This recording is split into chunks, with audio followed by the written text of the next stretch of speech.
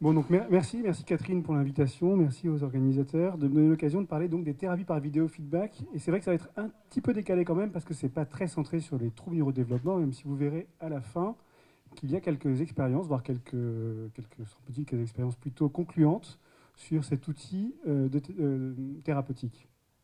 Mais avant, je vais essayer de vous illustrer un peu comment c'est utilisé et d'où ça vient. D'abord, le principe des thérapies par vidéo feedback, c'est de filmer des courtes séquences d'interaction entre le parent et l'enfant et les reprendre a posteriori avec les parents. Il faut savoir que ces différentes approches peuvent, avec des modèles théoriques différents. Ça existe dans le champ psychanalytique, dans le champ des TCC et aussi dans le champ des thérapies attachement orientées. Et si moi j'y suis sensible et cherche à le développer, c'est parce que ça fait un moment déjà qu'on utilise ce type de travail. Avec Antoine Guéné, on avait lancé une recherche qui s'appelait KPDP, qui était d'intervention précoce à domicile. Et déjà à l'époque, pour essayer de soutenir les représentations parentales, on filmait de courtes séquences de jeux ou de bains ou de changes entre parents et enfants qu'on reprenait avec eux. Et puis il existe d'autres dispositifs, qu'un je vais évoquer à la fin, qui s'appelle le VIPP. Mais celui sur lequel je vais m'arrêter plus longtemps, c'est la guidance interactive. La guidance interactive, c'est un modèle qui est particulièrement développé en Suisse, mais qui s'étend en France. La première fois qu'on en avait parlé entre nous ici, ça devait être en 2018, donc ça fait un petit moment. À l'époque, il y avait, je crois, 3 équipes formées seulement. Maintenant, beaucoup de personnes en France, beaucoup d'équipes en France ont tenté se sont formées et le développent en pratique clinique et aussi en recherche, comme je vais vous le dire à la fin. Mais au départ, il existait vraiment seulement 3 équipes qui étaient Necker, Montreuil et Montpellier. Les 3 équipes avaient été formées par Sandra Rusconi-Serpa, qui est une psychologue clinicienne de Genève, qui est aussi notre formatrice. Donc, en quoi ça consistait la guidance interactive? Ça a été créé aux États-Unis par quelqu'un qui s'appelle Suzanne McDonough. Et ça a été au départ pensé pour les familles très fragiles, très vulnérables, dites à problème multiple. Pourquoi? Parce que ce qu'elle constatait, c'était la difficulté de l'alliance thérapeutique et les outils thérapeutiques classiques, essentiellement par la parole, qui semblaient être mis en échec et peu satisfaisants. Et ça m'interpellait beaucoup dans la clinique. Vous savez, ces situations où on est avec des parents, qu'on essaie d'évoquer avec eux les difficultés qu'ils peuvent rencontrer dans la relation à leur enfant ou les troubles du développement de leur enfant. Et on a l'impression d'être dans une position un peu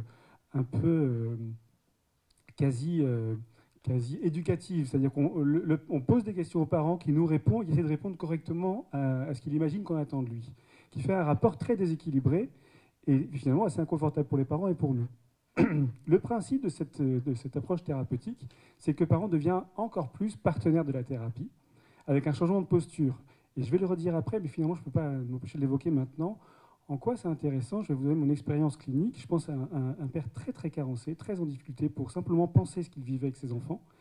Et comme je viens de le dire, qui était sans arrêt à essayer de répondre le mieux possible. J'avais l'impression d'être sur une sorte de piédestal, en tout cas qu'il me mettait sur un piédestal et qu'il était là comme un élève avec moi.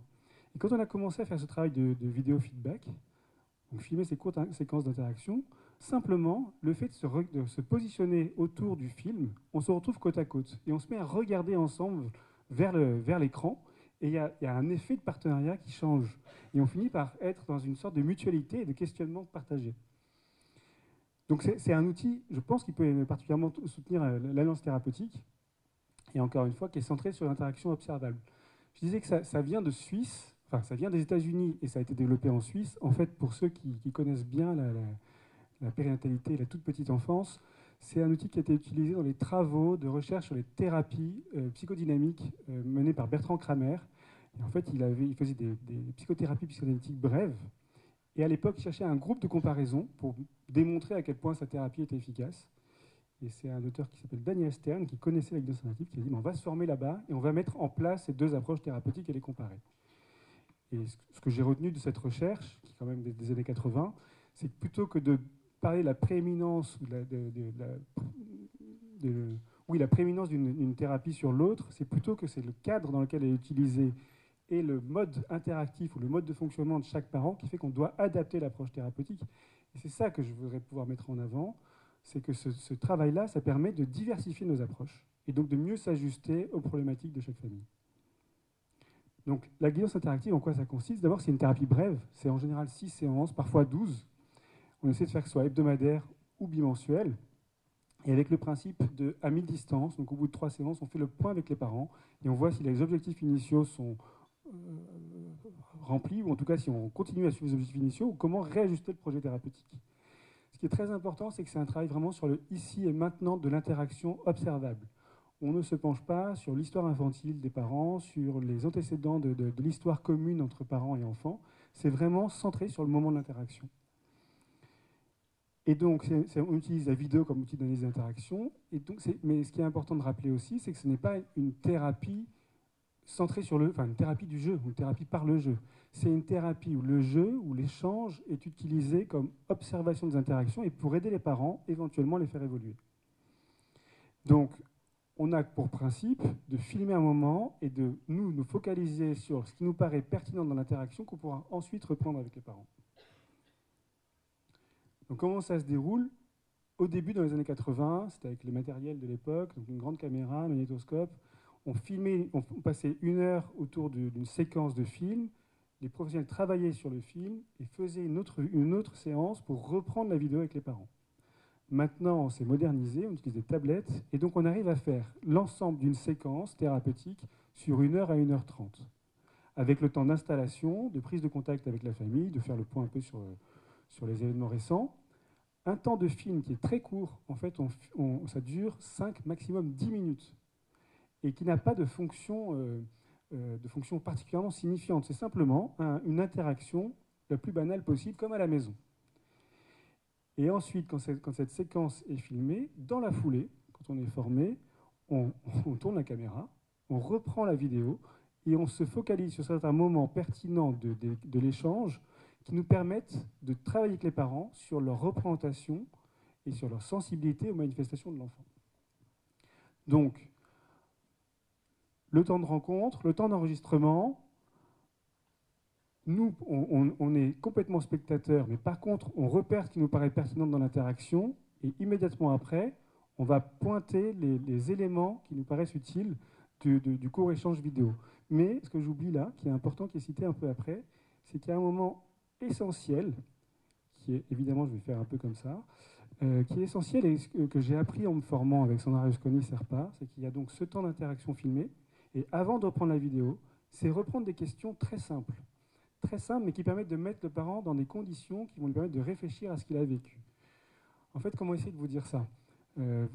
Dans une consultation classique, on se retrouve à être aussi bien à partager par la parole avec les parents qu'à essayer d'observer ce qui se passe chez l'enfant et ce qui se passe dans les échanges parents-enfants. Et les parents sont pris dans ce mouvement-là. En plus, c'est une période stressante, c'est un moment stressant, la consultation, souvent. Donc, ils sont assez absorbés parce qu'ils sont en train de vivre. Le principe du vidéofeedback, c'est qu'on espère que le moment d'interaction qui a été filmé, le fait de le regarder après coup, leur permet d'y penser différemment, de s'observer différemment, et donc de faire émerger des représentations auxquelles on n'a pas accès. Et ce qui contribue à ça, c'est ces fameuses questions après le jeu, donc avant même de reprendre la vidéo, on demande aux parents, tout simplement, de manière un peu systématique, est-ce que ce moment de jeu est-il typique? Est-ce que ça correspond à ce que vous connaissez d'habitude avec votre enfant, ou est-ce que c'est différent? Avez-vous été surpris par quelque chose? Quel moment avez-vous le mieux ou le moins aimé? Et à votre avis, que pensez-vous que votre enfant a eu du plaisir? Est-ce qu'il y a eu un moment qu'il a préféré, un moment qu'il a moins aimé? Juste ça, qui est une manière de se mettre en condition et de se plonger un peu dans ce que le parent projette sur l'enfant.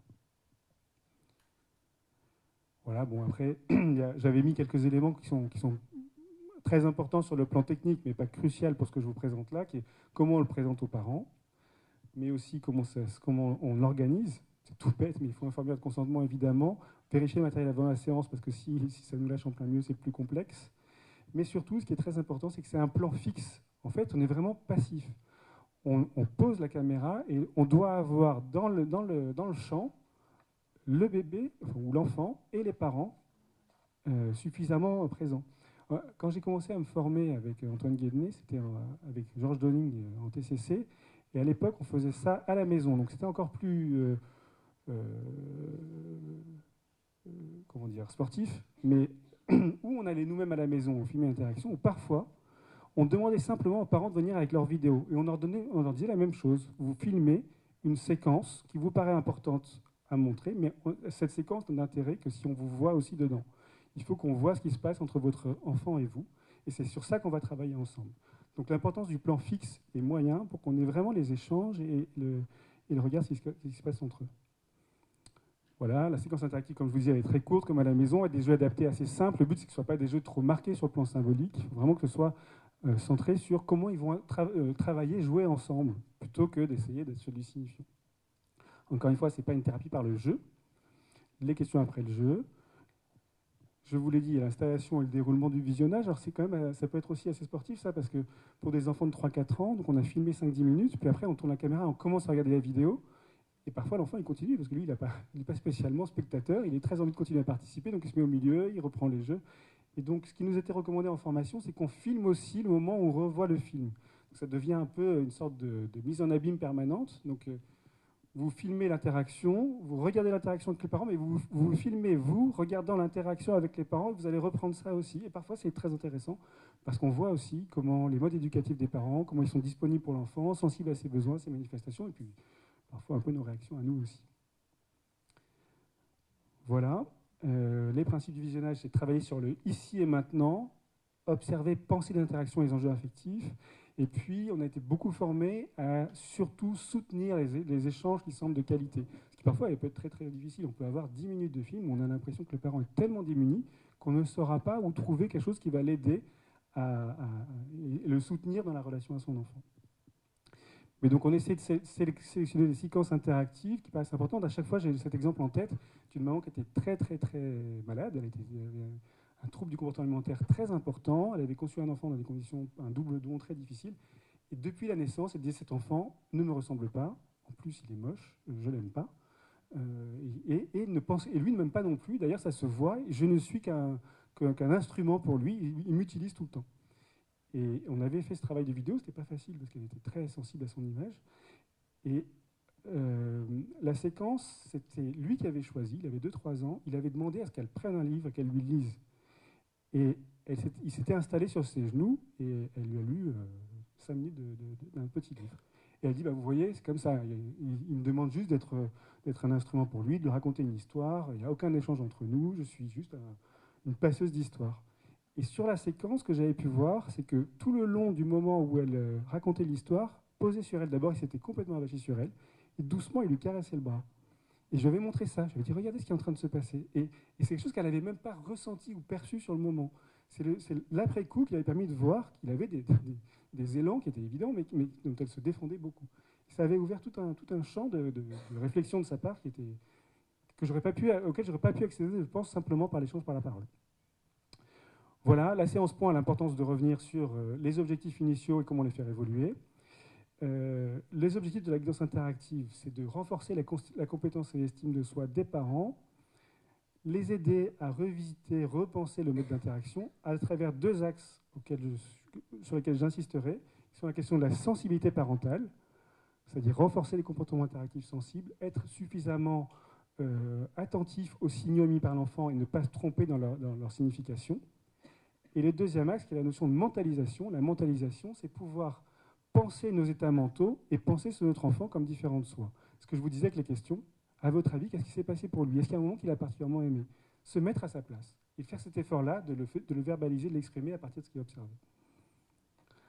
Enfin, les indications sont multiples, dont les troubles du neurodéveloppement. Mais au départ, c'était plutôt, comme je vous l'ai dit, sur les situations de grande carence familiale, de carence relationnelle et affective. Ça a été aussi beaucoup utilisé en troubles fonctionnels du nourrisson, dans les problématiques parentales. C'est développé maintenant en recherche. La recherche princeps pour nous en Europe, c'est la recherche AVIT, qui est celle de Daniel Schechter et de Sandra Rusconi-Serpa, qui était centrée sur des parents qui avaient des histoires traumatiques très, très importantes. J'ai fini. Très importantes, des mères polytraumatisées, et qui avaient des biais de lecture des manifestations de leur enfant. Vraiment une recherche assez passionnante qui sont présentées plusieurs fois. Actuellement, il y a 3 PHRC qui sont financés avec la guidance interactive spécifiquement, qui sont Écrin, Evagit et JETSA. Écrin et Evagit, JETSA qui est mené par Lisa House, qui est centré sur le vidéo-feedback pour les enfants avec troubles du spectre autistique. Écrin et Evagit auxquels on participe, qui sont assez différents sur les troubles fonctionnels et sur le trauma périnatal. Et pour finir, parce que quand même c'était un peu le sujet, troubles du neurodéveloppement et vidéo-feedback. Alors peut-être que vous connaissez mieux que moi. 2 minutes? Ah non, mais je ne finis pas, alors je vais prendre un peu plus de temps. Je vais quand même finir sur ça, sur le vidéo-feedback et l'autisme. Peut-être que vous connaissez mieux que moi le pacte. Moi, je ne connaissais pas avant de relire ça, mais j'ai vu que ça commençait à se développer en France. qui est un outil pareil, qui utilise la vidéo comme travail centré sur les interactions. J'ai vu que ça existe en Rhône-Alpes, à Strasbourg, je ne sais pas, en Ile-de-France, si certaines équipes ont commencé à se former et l'utiliser. Ce que je connais mieux, c'est le VIPP, qui est un modèle plutôt du nord de l'Europe. Et j'ai retrouvé quelques études qui montrent, semble-t-il, des résultats assez satisfaisants. Celle-ci, elle est centrée, cette étude-là, qui date de 2021, qui est centrée sur les signes prodromiques des enfants entre 9 et 15 mois qui ont des signes prodromiques de troubles du neurodéveloppement de type autistique, avec un essai contrôlé quand même sur 104 sujets. Et alors le programme, il est quand même assez costaud, c'est 10 sessions sur 5 mois, hein, menées en visite à domicile. C'est très protocolisé et très structuré. Chaque séquence, à la différence de la guidance interactive, où on suit un peu au fil de l'eau ce qu'on peut avoir recueilli avec les parents, là, vraiment, chaque fois qu'on se présente, on a un objectif de travail, l'attention conjointe, l'émergence du langage, d'autres aspects. Mais cette étude-là, elle semblerait montrer que parmi les enfants avec des signes prodromiques, ceux qui ont bénéficié du VIPP, donc ce biofeedback, à 3 ans, leurs symptômes seraient moins sévères et il y a moins de diagnostics positifs. Moins d'enfants avec un diagnostic d'autisme à 3 ans. Alors malgré tout, c'est une étude sur une centaine d'enfants. Ça reste à discuter, mais enfin, je pense que c'est vraiment un axe de réflexion et encore une fois, un outil thérapeutique nouveau et original. En conclusion, le vidéofeedback, c'est se centrer sur les interactions parents-enfants. C'est diversifier nos approches thérapeutiques. C'est, encore une fois, pouvoir travailler avec le parent comme partenaire du soin, partenaire et qui lui-même vient à l'initiative dans ce qu'il a à proposer. Et puis, je suis passé très vite, mais la recherche écrin, qui est celle sur laquelle nous sommes le plus associés, qui est menée avec Besançon, qui est centrée sur les troubles fonctionnels de l'enfant, donc troubles du sommeil, troubles alimentaires et autres. Le principe de la recherche, l'hypothèse faite, c'est pas de savoir si une approche psychodynamique ou une approche guidance interactive, l'une est plus efficace que l'autre, c'est plutôt en fonction de ce qu'on comprend, ce que les parents nous disent, de leur mode de relation à leur enfant, de leur façon de penser ce qu'ils vivent eux-mêmes, leur capacité à aborder leurs émotions et leurs ressentis. À travers ça, on leur propose l'une ou l'autre des thérapies et on voit si elle est plus ajustée. On voit si, en gros, tailler la proposition thérapeutique permet aux familles de rester plus engagées dans les soins et que ce soit plus efficace. Voilà, merci. Merci beaucoup.